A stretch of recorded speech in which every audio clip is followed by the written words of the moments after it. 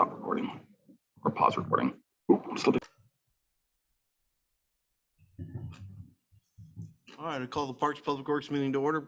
Please note attendance. And we will proceed in with the agenda. Somebody will have to advise me, but anybody wishing to speak before the committee on matters not currently on the agenda, please let us know.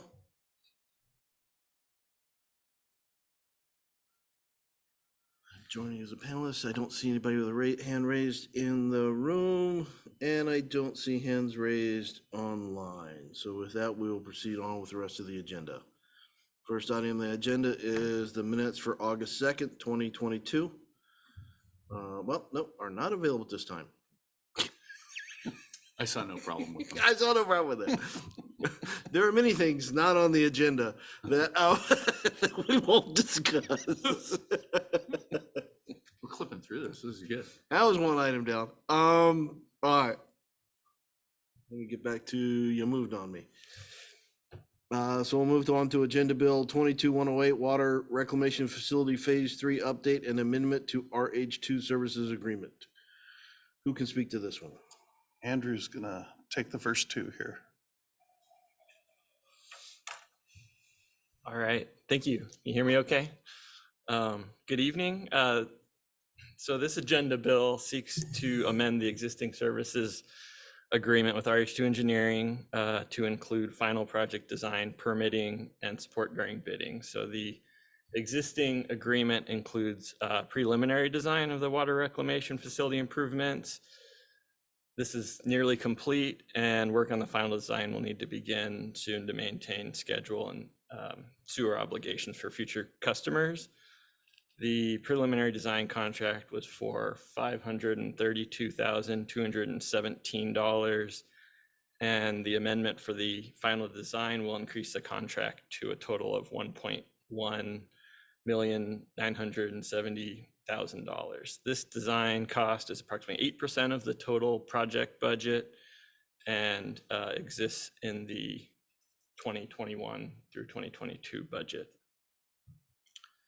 So during the preliminary design, we did have some updates that I'm going to go over. These are listed in the bullet points in the agenda bill. So we identified we're going to have to do some phasing with the construction when we take portions of the oxidation ditch offline. If you recall from the tour, there's two sides to that ditch. We'll need to keep one inline and operational to treat sewage during the construction. So it'll likely span 2 summer construction seasons. We don't want to be doing construction during wet weather when we need both ditches in line. Another change is added scope for the casino expansion. We're increasing the design capacity to account for the added flows from the casino. And we're also adding some improvements to the solids handling facility to account for those added casino loads. So to maintain schedule, and avoid any supply chain impacts, we're also looking at doing an early procurement for equipment. So we'll have a separate bid prior to construction that will just be bidding specialty equipment, which could have a long lead time and has the chance of delaying the schedule. And then lastly, we identified that the aeration system improvements that are going to be going in are likely much more efficient than the current aeration system equipment there. So we'll probably have some future energy savings with this project. To summarize, the phase 3 improvements are going to modify nearly every component of the reclamation facility. So we need some thorough planning and design for this project. The final design work should begin now to complete the design by spring 2023 and proceed with bidding. Following final design, permitting and solicitation will occur, and this schedule will maintain compliance with our NPDES permit and fulfills obligations with future sewer customers. Thank you, and let me know if you have questions. Well, trying to digest this section. I probably have an easy one. Go ahead. The tribe was contributing to updating the water reclamation. How much of this increase is going to be covered by their contribution? Have we received their contribution yet, or we have, that was like pretty much immediate, wasn't it? It was. So is any of that going toward this part of the project, or is it going to go toward later improvements? Yes, so a portion of that would go towards this. Their contributions were in the form of GFC's, general facility charges, and they would be spent on both design and construction elements of the project. So in this case, a portion of it would be going towards this project. The added scope that I mentioned about the aeration, solids handling facility aeration system improvements, that entire portion would be coming from the tribe, because that component of the project is being driven from the casino expansion. Oh, that's great. Follow-up question on that. Is any of this work that was going to need to be done that is now being accelerated because we have the participation of the casino and their nearer future needs? I wouldn't say it's being accelerated, but we do have obligations in the near term. So holding to that schedule is important. And we do have some deadlines. We're looking to have at least one of the ditches online by the end of 2024. So that aligns with our schedule, but we need to stay on schedule. So next summer's building period is crucial. Bidding and starting construction, yes. Thank you. So overall project estimate right now is $15 million plus change. And this will bring it up to, at least for this design phase, we're increasing it by $664,000. And my ultimate question is, do we think that $15 million, 15 and a quarter plus change, is still a good estimate for the overall project completion? Yes, yeah, we do feel that, we have high level estimates, 30% design estimates, and those coincide with what we're seeing in the CIP, which I think is what you referenced, the 15.8 million. Was it 15 and a quarter or 15.8? $15,262,217. Now or with this increase? That's with it's the updated project budget currently. Well, that's the budget. This is an increase in the contract value, so it comes out of that budget. The budget doesn't change necessarily. And that was my question of, is that budget number still good? Now that we've done this $600,000 increase on the contract costs, and given tribe contribution and whatnot. So that budget as a whole, it seems like we're tracking well with it. One of the challenges we do have, we're touching, like I said, we're touching every single component of the reclamation. We're touching the headworks, we're touching the oxidation ditches, we're touching the clarifiers, we're touching the solids handling facilities. So there's still a lot of, final design to be completed, and we'll likely bid this with some bid alternatives, which can provide some flexibility when we come down to finally signing that construction contract. And if we need to prioritize portions of the project, we could do that at that time. Is it that kind of, I'm sorry. Is it that kind of project where you can do some of these improvements and not others? Is it a piecemeal thing? The way you initially sounded, you were doing all this touching, and it sounded like they were kind of hand in glove. And well, so all these projects are listed in the general sewer plan, and we'll need to complete them at some point. What I'm saying is there's an opportunity to prioritize when it comes to construction time if we need to, because of budget concerns. okay.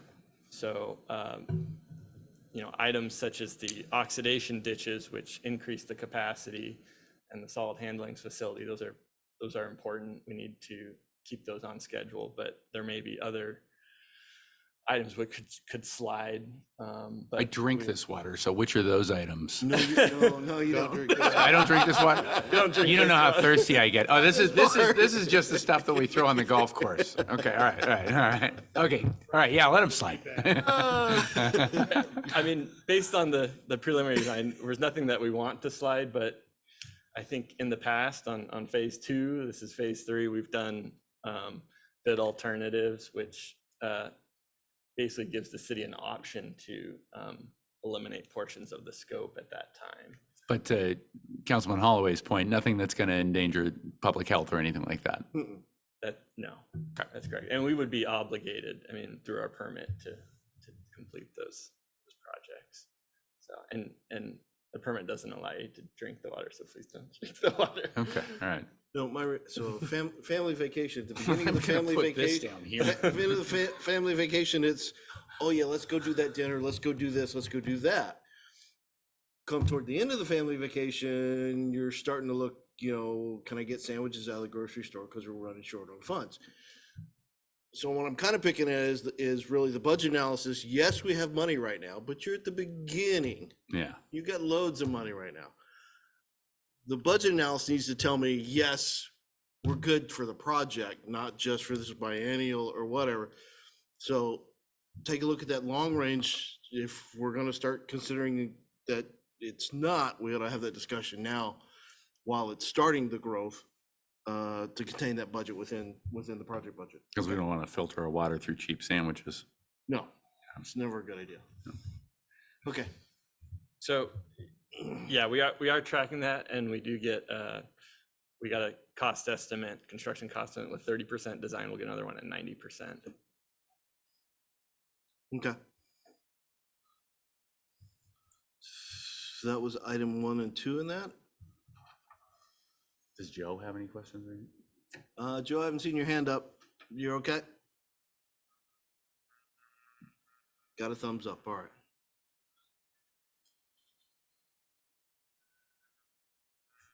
All right, further discussion on that one, or that one covers most of it? All right.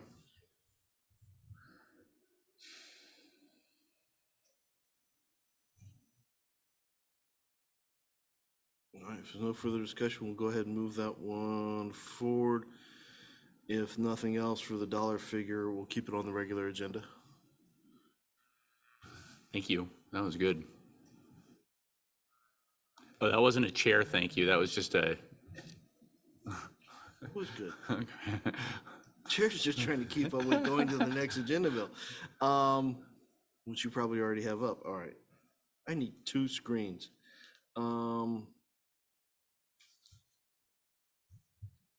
You may need to zoom in a little bit on that. Even when I'm looking at here. Yeah, I arrogantly didn't open up my computer. Let's move on to Agenda Bill 22-113, adopting the general sewer plan, which will be Resolution 1621. You get the joy of talking this one too? Yes, I've got this one as well. I've got a presentation to make this one a little more exciting.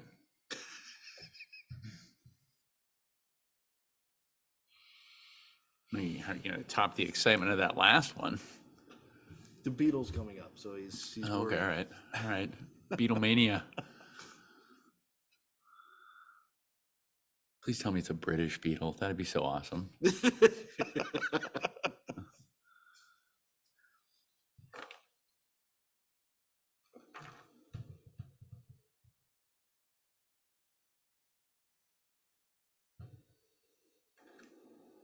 One second, I'm a little technical.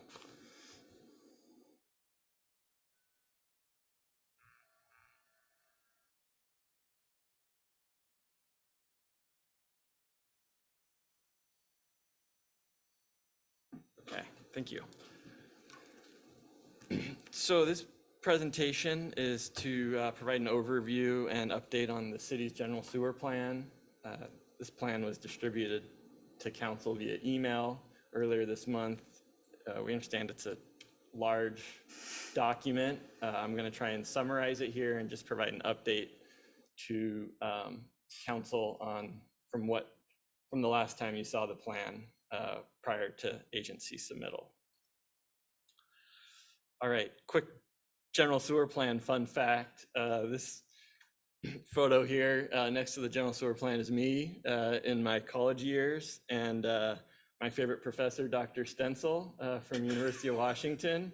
I had the pictures mixed up, but all right. Wow, college was good to you. All right, go on. So Dr. Stencil is a world-renowned expert in wastewater, and his analysis of the city's wastewater plan is included on page 162 of the general sewer plan. You might not remember that page, but he did some great work, and his involvement in this project actually drew me to the city, and I just thought I would share that early on. All right. So to business, the purpose of the general sewer plan is to identify and schedule sewer system improvements that ensure safe and reliable sewer system for the 20-year planning period, which would take us to 2040. This plan is a requirement through the NPDS permit as well as Washington Administrative Code. So an overview of our current sewer system, we have approximately 4,700 total connections, sewer planning area of 8.8 square miles, 17 lift stations, which are located generally at the bottom of a sewer basin to pump wastewater uphill. And there's 47 miles of gravity main. There's 10 miles of force main, which would be connected to a lift station. Those are pressurized pipes that are used to convey wastewater out of a basin. And then the wastewater is pumped to a water reclamation facility, which is sized for 2.15 million gallons per day of flow and approximately 5,200 pounds per day of BOD, which is a measurement of biological oxygen demand. It's basically a measurement of the strength of the wastewater for treatment.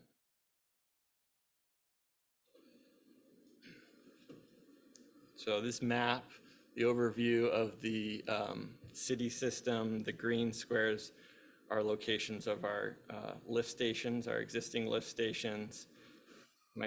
Noteworthy is lift station number 1, which is currently under construction. That's located along 202, Kimball Creek Lift Station, which is in design phase. These two are the largest lift stations in the city, and they pump to the reclamation facility, which is located across the river. Other major CIP project we have coming up is the 384 sewer, located on the city-county line, and then a developer-funded lift station would be in the mill site development which would be located across the river.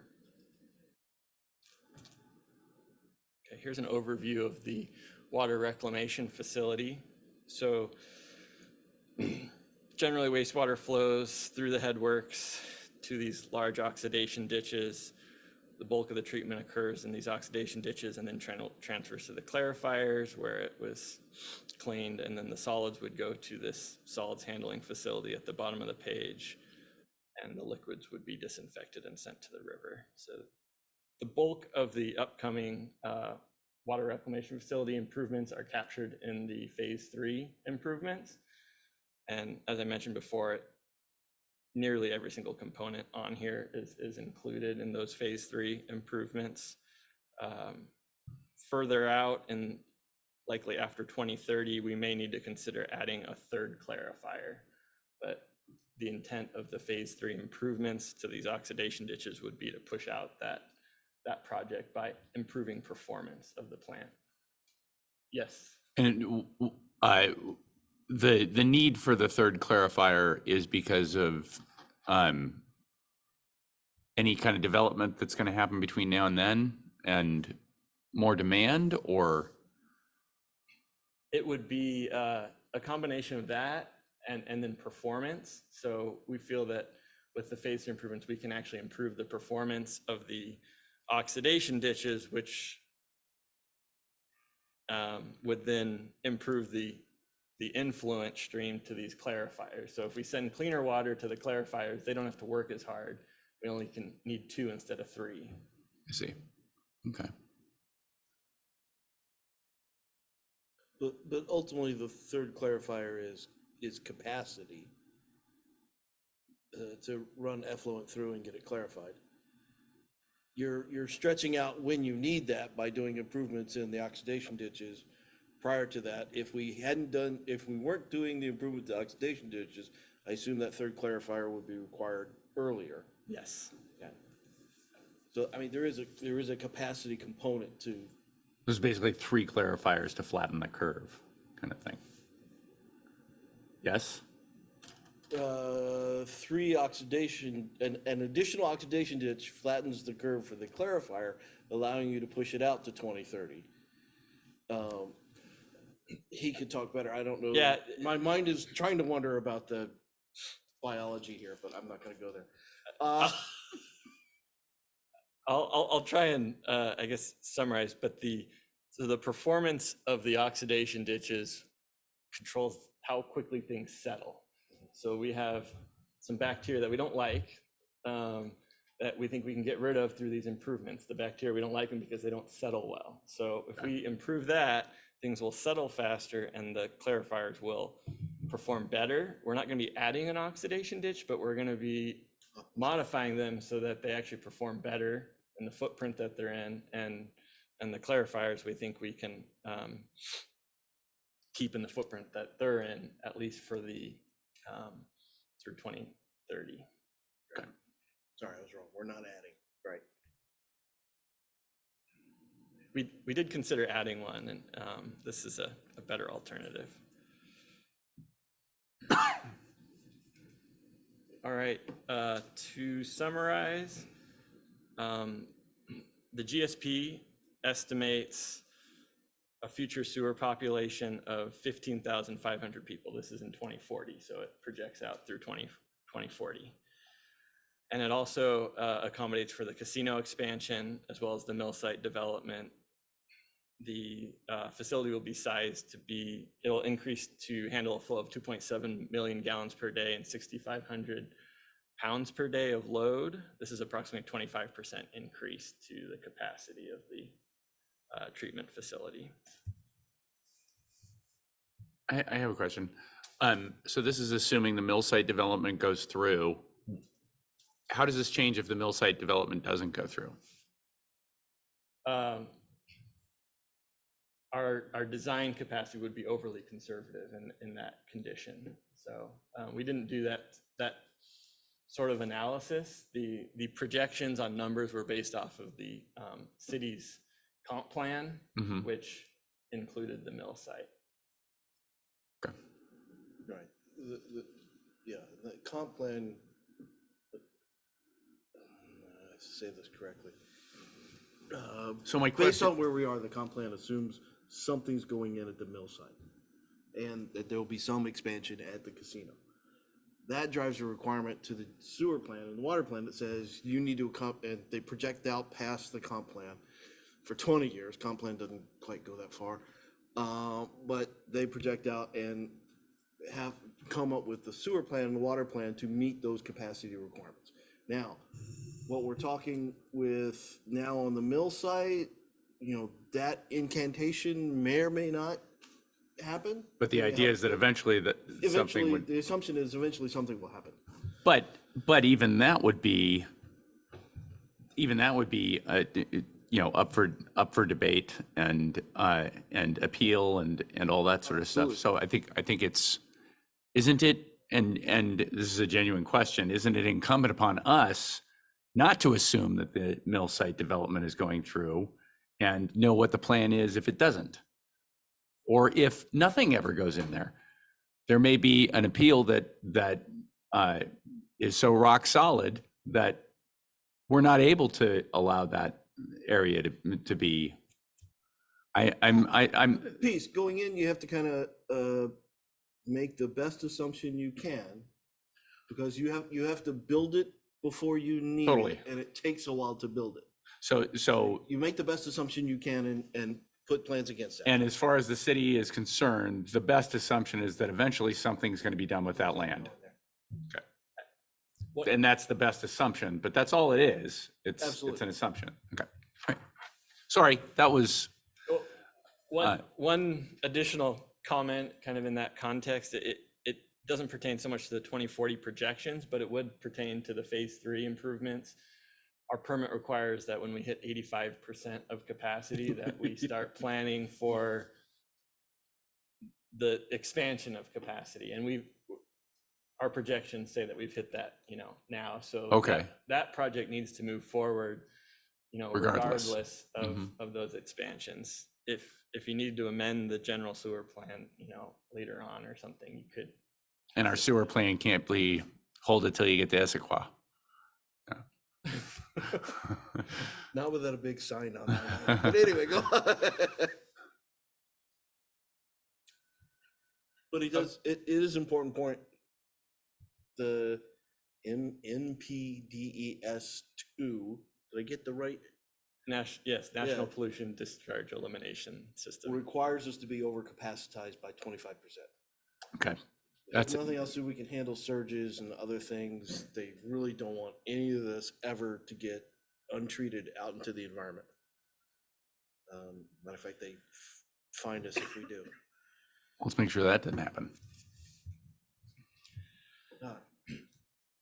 Okay, to summarize the recent updates to the general sewer plan, to recap, in fall 2021, the draft general sewer plan was reviewed by council. We held a roundtable to present that to council, and it was submitted to agencies for review following that. In winter 2022, we received comments from agencies and addressed those. Spring 2022, it went through SEPA review process, and the agreement with the casino was executed. Following that, changes, the GSP was updated to account for those casino expansion changes. All of these updates are summarized in Appendix L of the GSP. And then the plan is to submit it to agencies in 2022 for approval, as well as adopt the plan as the city's general sewer plan. And with that, please let me know if you have any questions. No question. Councilmember Holloway. So what are the agencies then you have to submit this to after council approval? There's 2 agencies, I believe. Ecology is one, and then the second one would be King County UTRC, which is the Utility Review Committee. And we've received the initial review from both of those agencies, and their comments are included in Appendix L.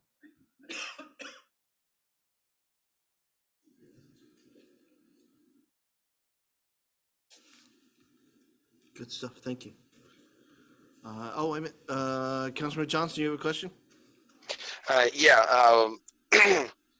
Kind of similar to that conversation about the mill site. Did those numbers include Snoqualmie Hills development?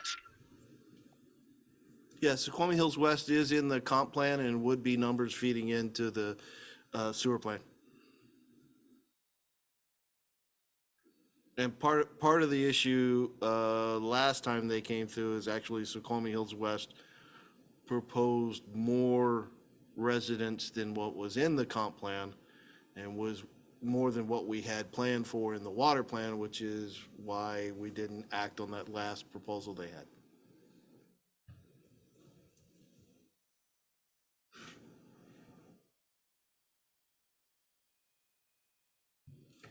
All right, any further questions? Thank you, good job. Thank you. I have one question. The presentation, if you'd like, it'll be available for council. I'll leave that up to you if you'd like to have the presentation available. How packed are we on the agenda? I think if we're gonna pass it, they need to see it. Okay, so, yep. Right. All right, I'd be in favor of that. I'd be in favor. Where we have a Andrew lot of did it stuff on so the well. agenda It was- and we can fit this I in know, where we but need to. that was a great presentation. Okay. All right. That was that one. Are we to the Back up Beatles the yet? Agenda. No. Yeah, and that, but, well, improved to move that forward on the regular council agenda, just because there may be questions and discussions. So let's move on to the next discussion line, would be the emerald ash borer beetle. Sweet.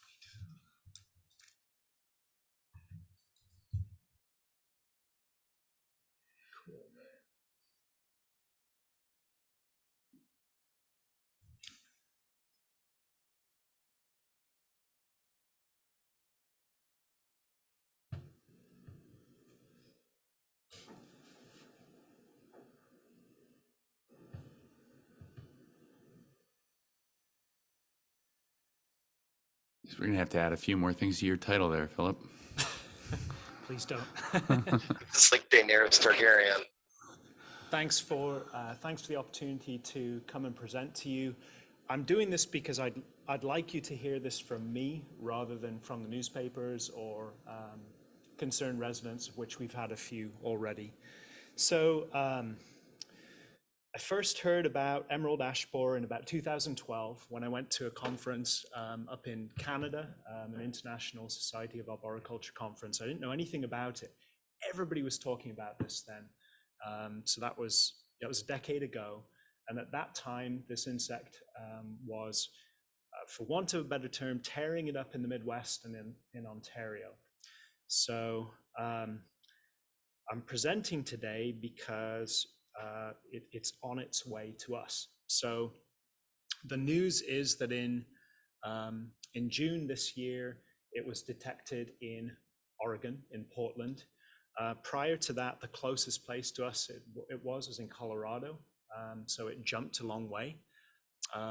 Probably somebody moved from the Midwest or from Colorado with maybe a few sticks of ash firewood with them. And it spread to, it's now in Oregon and they're starting to deal with that. The picture you see is the same street on the left and the right. That was taken by Daniel Herms, that's in Ohio. So there are 8 billion ash trees in the US and we've had hundreds of millions already killed. We had a federal quarantine, it failed. It failed for several reasons. One reason it failed is that an adult female can fly as much as 6 or 7 miles from the original tree. And another reason is that, like I said, one stick of ash firewood can move across state lines pretty easily. And so, unfortunately, it is headed our way. Why do we care? We care in Snoqualmie because our public tree population contains approximately 565 ash trees, or about 5% of our street and park tree population. And it turns out that the Norwegian painter Edvard Munch predicted this, and he created a piece of art that describes how I feel about this back about 150 years ago. Not thrilled about it at all. And however, we have been thinking about this for a while. And so preparations have already begun prior to this news. So you may recall last year, thanks to the newly created Urban Forestry Improvements CIP program, we replaced all the trees on Southeast Stellar Way. Turns out all those trees were ash trees. They were not, we built a criteria for which streets we're going to replace first with trees. So we didn't do it from emotions, we did it from data. And it turns out that ash trees are subject to multiple problems. So in the criteria that you'll see there on the right, which you probably can't read, there is a category there for the threat of EAB appearing. That scores a point. But to get to 18 points, which is what Stellar Way had, there were other factors as well. Turns out that ash trees are tearing up our sidewalks. They have aggressive root systems, so that's also a factor in this criteria. They also are really prone to breaking in storms. That's also a factor in this criteria. So ash trees have scored highly in the criteria. And what that means is that, yes, we've started this program. We've removed 55 ash on Southeast Stellar Way. And we've done some other things like that too, which you'll see here. Actually, I'm going to go back for a second. So if you look at the map, the red dots are ash trees that we've removed and replaced. So uptown on the ridge, we've done Stellar Way, and this year's much smaller project will be Ridge Street between Cottonwood Drive and Douglas Avenue, and we've got a short section there that we also removed ash trees on. Last year, we also removed ash trees on Park Street, Southeast Park Street in the valley with the help of the utility company and replaced those. So the work has begun, and looking forward into the future, what we have here is basically our plans as they stand with the criteria that's already built, and this is the sort of time scale to replace all of our ash trees as things stand. And I assure you that I'm going to do my best to be here in 2108 when we replace Southeast O'Neill Street. That's my goal. Obviously, I'm anticipating that before 2108, the beetle's going to show up. Perhaps it's going to be this year. Perhaps it's going to be next year, but it's coming soon. It's coming within a few years, likely. And so what could we do should it show up here in Snoqualmie? So I wanted to offer these thoughts. We could relook at our replacement criteria. One of the existing criteria is how many trees are dead or removed on the street. Well, it would change all the scoring if emerald ash borer came in, and it would be a good time to relook at that criteria. We could also do that before it arrives. The second comment, assign a priority to low-hanging fruit, goes back to the bottom three streets which don't have an assigned priority because they are not in SR2 in the development. So Ash Avenue is in SR1. SR1 is where we're focused on replacing trees because we have so many problems there. The soils are better in SR2, so we've not begun the process of scoping when should we replace those trees because they're doing great. But we could look at, okay, what needs to happen with those three streets at the bottom, and can we assign a priority to those? That's another action we could take. I'm anticipating that there will be additional funding sources to tackle this problem, probably federal, state, and so on. So that's another thing we need to start looking forward at. And then the last thing we could do, which isn't on here, but came from a discussion with a colleague today, we could simply start planting trees elsewhere to replace the canopy we think we're going to lose. And that's pretty easily quantified. We know how many ash trees we have, we know the spread of the canopy, and we know what kind of benefits they produce for us. So to wrap up, I'm not doing this to scare you. I'm doing this actually to reassure you that we're aware of this, we're working on this, and should the emerald ash borer arrive in Snoqualmie, we can take some adaptive management actions, and we can change course, and we can work towards fixing the problem. Last thing I'll say is I didn't mention chemical treatment. I didn't mention herbicide. I didn't mention pesticides or other ways of dealing with this. And there's a couple of reasons why. I guess the biggest one is they don't work. They don't work, or they do work, but they cost a lot and they don't ultimately solve the problem. The problem is better addressed by removal and replacement. We could spend a lot of money on treatments when this arrives, but we'd have to do those treatments indefinitely. To what end? The beetle will still be around. I'll also add, we're luckier than the state of Oregon because we don't have Oregon ash in our natural areas. Oregon ash is a keystone species in the state of Oregon. It's as important as cottonwood and alder is here for our riparian areas. That's a real concern down there because it's talking about changing the hydrology of the state. That's how big of an impact this could have. We're lucky in that our ash trees are focused or are within our street and park tree population, not within our native tree population. And that's something else that we should be grateful for. Hope I didn't bore you. Any questions? Can you go back to the priority list? Yes.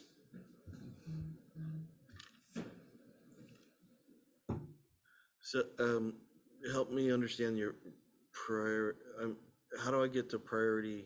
What's that last one, 88? Yes, so there's, Is that the number of trees?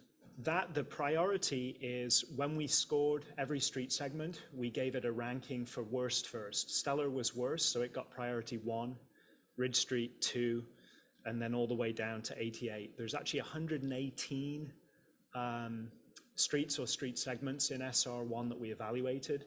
And so does that answer your question? Well, what happened to priority, let me ask you a different way. What happened to priority 87? Priority 87 does not have ash trees on that street. This is just ash trees. This is Oh, just this the is just streets ash tree that of have- your overall priority. Yes. So I've pulled This is from just the the data. ash tree Yes, sir. infestation. Yep. And knowing that this is coming, have the ash segments been moved up in priority? I haven't reevaluated that at all. That's something we could do.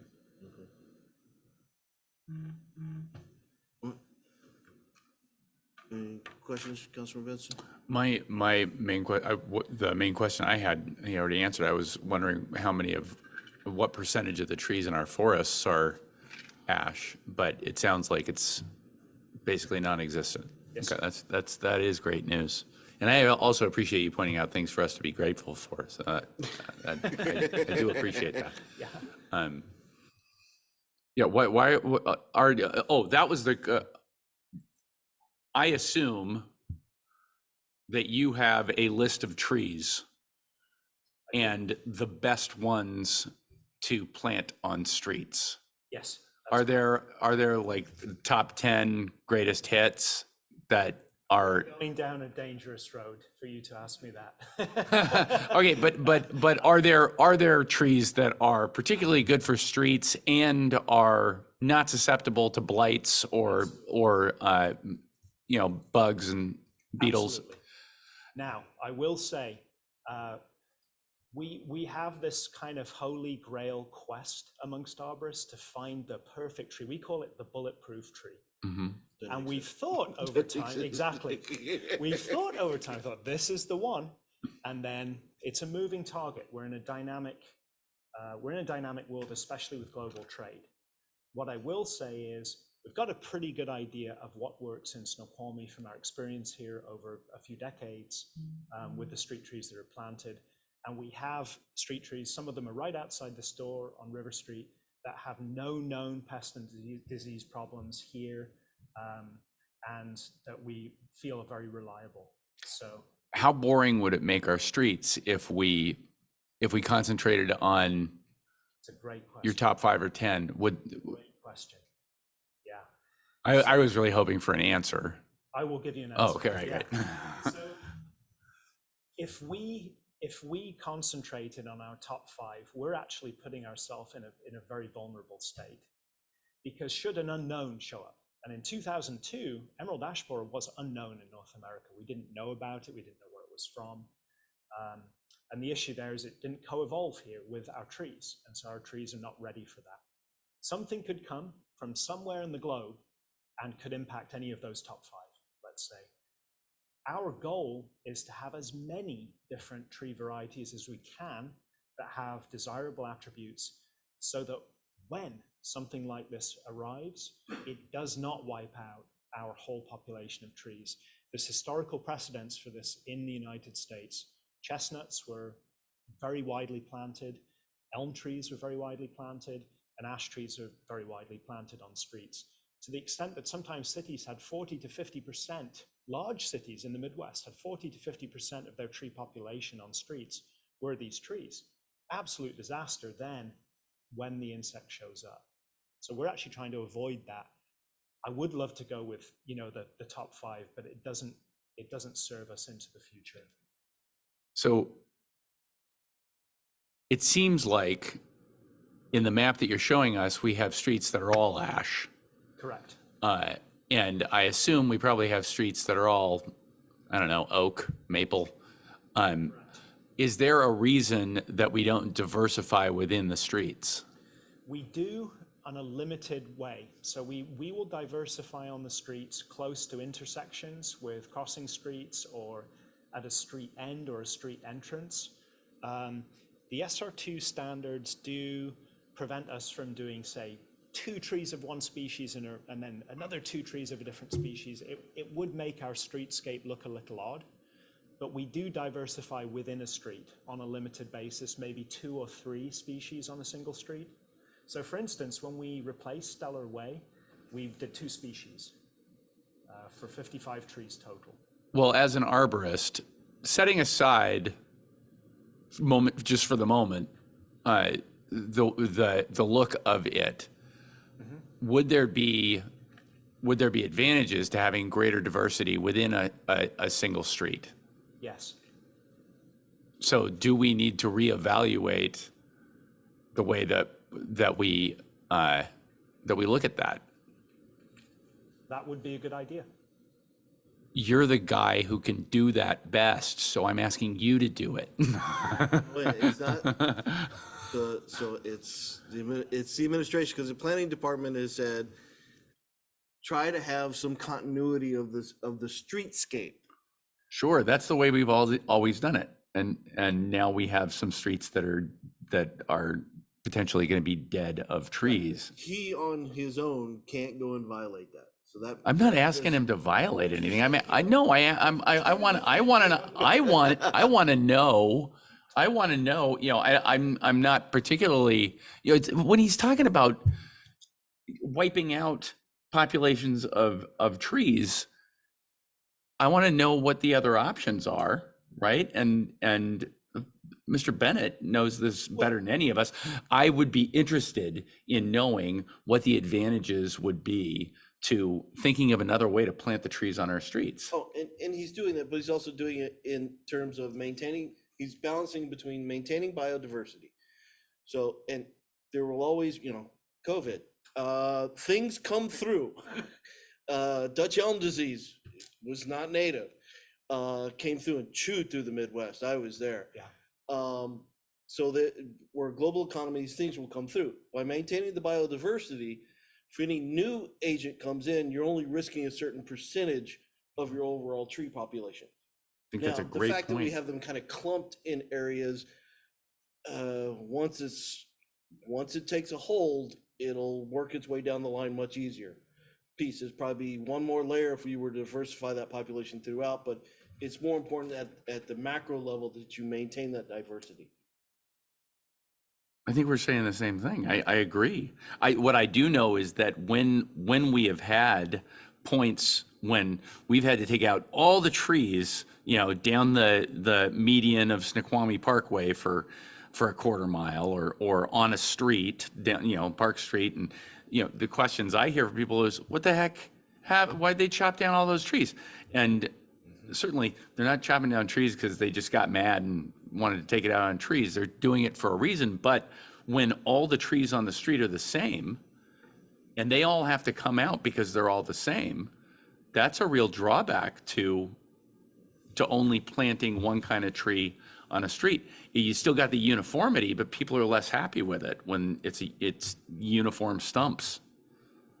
But when we could do that, we'll come back like we did on Stellar. We'll put trees in of a higher rating in terms of their resistance, appropriateness for this in climate, everything else. I mean, truth be told, in this picture, ash is a sponsored invasive species.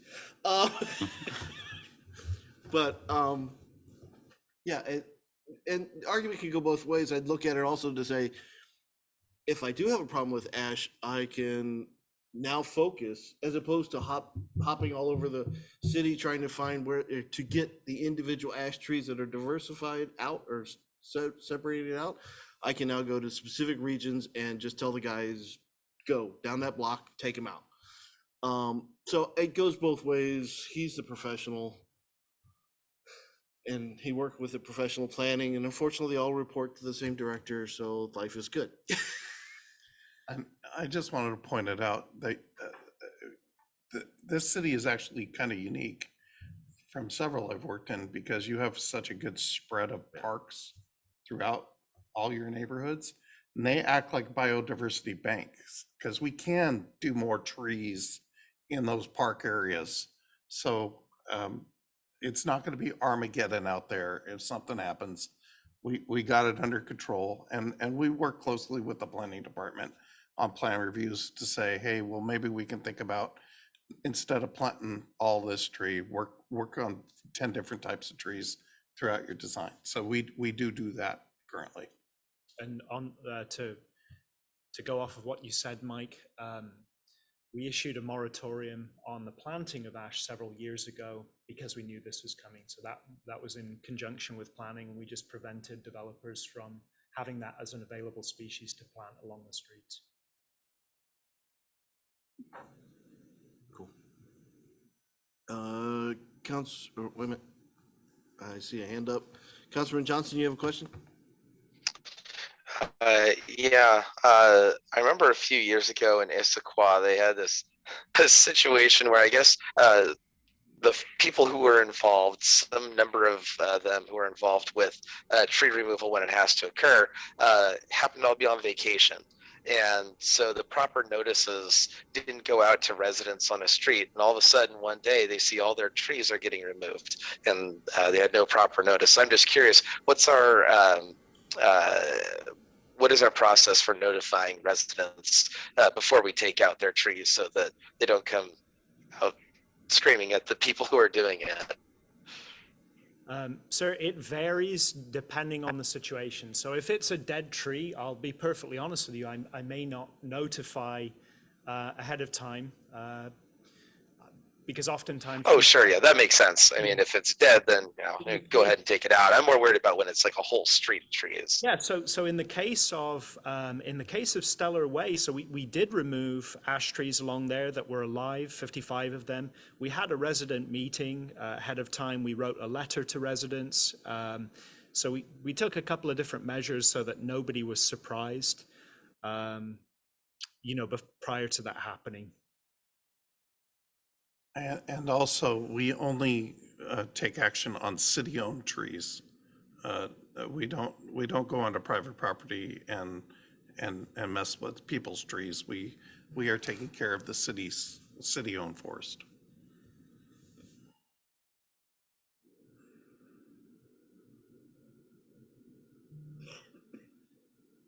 And actually, it's all support. I saw some of the engagement on Stellar, and I think it went really well with the residents there. They even started voting what tree they wanted in front of their house, I believe, if I remember right, during the meeting. But again, they're street trees, we decide. But the engagement was really good. I think the neighborhood was well informed of what was going on, and in part some were excited. So it was good stuff. Let's be sure to do that. That's all. Is suggestion this to go to council also, or? We're going to leave that up to you. We felt this. I felt this was just committee information, and. Can I get a copy of your presentation if I don't already have it? And I'll at least make mention that we've got it, and then I'll hit the high points. If they want the presentation, we can bring it back and do the presentation. But short story is, Phil's our man, and he's ahead of the game. We could also have it included in the 2022 tree report. Okay. Mm-hmm. You could do that. Thank you. Thank you. Thank you. It's good stuff. Thank you. Thank you. All right, sidewall status update. Patrick's going to give you kind of a mid-project update, and then we'll do a final update for the full council when it's totally complete. Exactly. This should be a pretty quick little presentation. Nope, that's not the right one. Shucks. Well, I like that one on the right. Colors off, Sorry. though. Goodness gracious. Yeah, we might want to fix the one on the left. That was, there we go. Oh, you were there? Well, I was in the PDF version, and I'd prefer the PowerPoint version. Okay. Yeah, so like Mike mentioned, I'm just going to give you a brief update on the sidewalk project. essentially the group is slowly plugging away through their city, through the city. As of July 1st, the contract was 57% complete. They're still on track to be completed at the end of September. It was earlier, the middle of September, but due to some locations just expanding, we pushed out the end of the contract to end of September. But we're going to make sure that all the sidewalks in the school zones are done or are prepped by the school year. Their concrete is coming every Thursday, so sidewalks are generally open on for a week maximum. And the previous mayor's sidewalk is to be poured on this Thursday. So in 2 days, I know there was some concern about that. Oh, thank goodness. Yeah, I know everybody was really concerned about that one.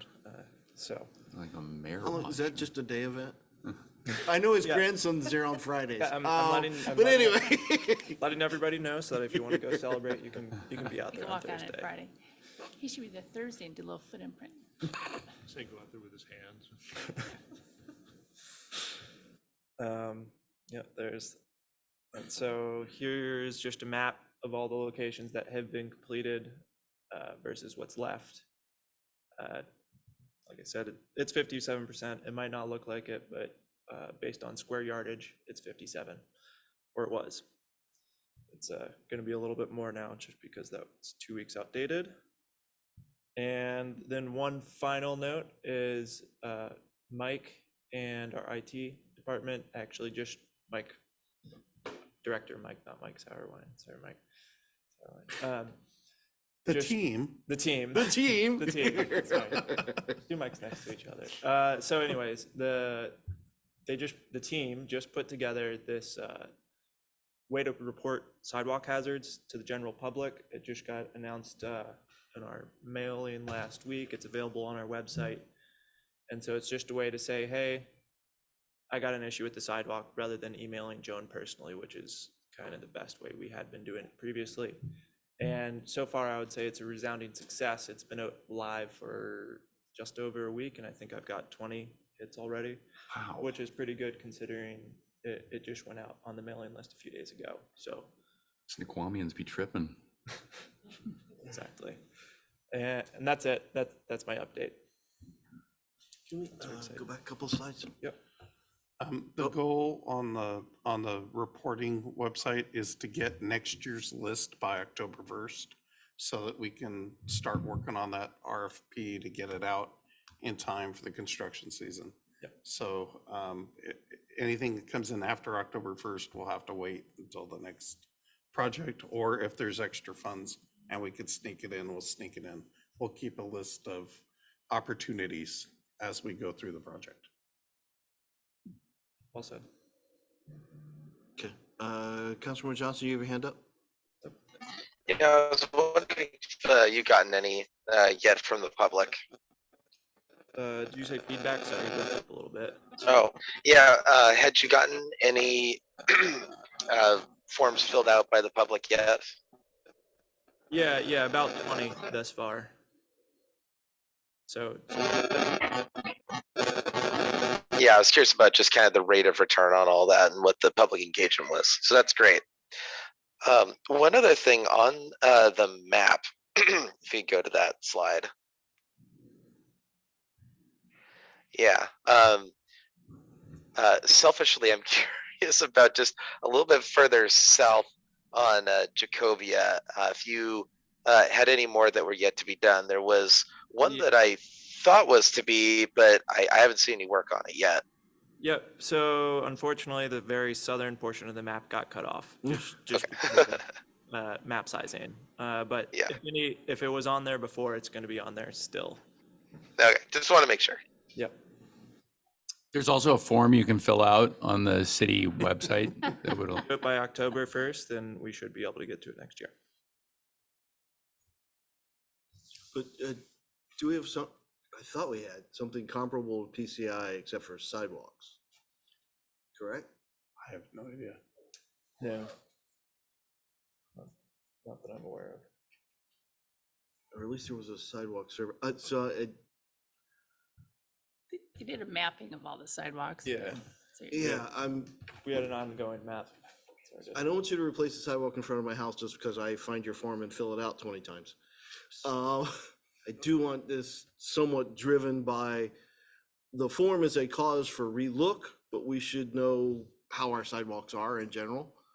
And that data should drive us, not necessarily that I filled out the form 20 times. So I just, Yep, exactly. So anytime the form gets filled out, it's not just going on the list directly. It's on the to be inspected, and a decision will be made about what the appropriate cause of action is going to be. Is it, do you look at the potential that particularly clumsy people live in this area? And so even though it might not look as bad as that one, We haven't gotten that sophisticated. you have with our not gotten mapping. that sophisticated. Well, I understand. Yep. Former council members. Good. Yeah. no, former mayor tripped twice, I know of. We'll go there. Okay, can we go back to one of the slides where you had the before and after? That's 1 second. There it is. right there. Yep. So that root system, so I mean, what treatment are we doing on the roots? And this is kind of an after fact question, so I'm sorry. But what treatment are we doing on the roots, and how do we prevent them from re-encroaching underneath that sidewalk and lifting it up again? So in this instance, we did what's called a root ramp, and essentially we take insulation, like what you would put in walls or like cell phone insulation, and you have to carve out that root system, lay it over it, and then you pour concrete over it, and so that allows the roots to grow and expand. It'll crush the insulation without lifting up the sidewalk. Neato. Yeah, Okay, and then that explains. also the expansion joints, to go further, the expansion joints are articulating joints. And so that as they'll lift, it won't fracture the sidewalk. It's going to actually just lift the whole thing as one big unit that expands like a joint. And so then as those roots expand, then it'll crush the insulation and then eventually force the concrete to lift, because the roots are going to do what they do. And But then it gives you some time. and it'll still hopefully not crack the concrete, and instead it'll just push the whole mass up with the articulating joints without cracking anything. Okay, then it's just, there was a spot on Fairway where we replaced where it's got a pretty sizable bulge. Yep, and so they're all staying ADA compliant. Okay, Yep. cool. That was just curiosity as I was walking Yeah, to and see so the that's plane fly over. Councilman Johnson, you have another question? Yeah, one more thing on the map. I noticed that the work had been done quite widely. I'm sure that citizens from all over the city would appreciate that they are not last in line. I was just curious if there's a method to the madness.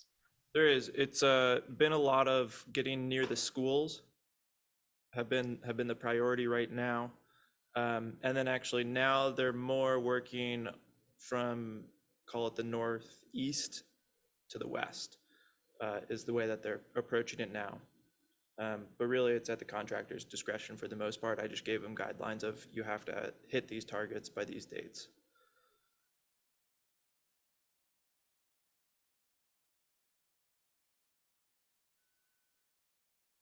Cool. Alrighty. And can we have that map available for council? I think it's in the agenda right now. It's in the agenda right now? Okay. I think if you hit that 5, that's hyperlinked in there, the map will. Okay. Does that make sense? Yeah, I just, not necessarily this agenda, but council agenda, I would like to at least, well, again, is the intention that we show the presentation here that was done here in council, or was this committee presentation? So I know there's been a lot of questions at the committee level, so the intent was to provide some answers at a midpoint. It's your call. We can do this presentation at council or not, but I thought we'd take the finished project to council and say, all these are done, and close out the project at that time. And I agree. I would just like to throw that map up and briefly talk that we're about 50% through. Things are gone. We'll have it done by end of September, we said. So so they're we'll aware, but get that's that more. in there let me work with Deb and we'll have it available to you for your report section. Yep. And then it can get splashed. Thank you. Because you don't want the agenda bill in there, No, right? There just, shouldn't be anything. It just the just map. should be a little presentation, right? Or not a I'll send the presentation. map. to And Jen. we'll see if we can get the map resized so the whole city's there. I'm doesn't- sorry, I yeah. didn't realize I was gonna have you do rework based It's on my okay. question. It's not, I know some tricks. We can do this. Yeah, and not agenda bills, just part of the report Right. for that section. It's just, I can't share my screen during council, so I'll work with Deb somehow it's gonna in the be morning. available there. Okay. All right, that is the agenda, I believe. Councilman Johnson, do you have anything, off the agenda for discussion? Nope, I'm happy. Councilman Benson left for a prior engagement, so unless there are objections, I will go ahead and adjourn us. Hearing no objections, we are adjourned. Thank you all this evening. Thank you, everyone. Have a good night.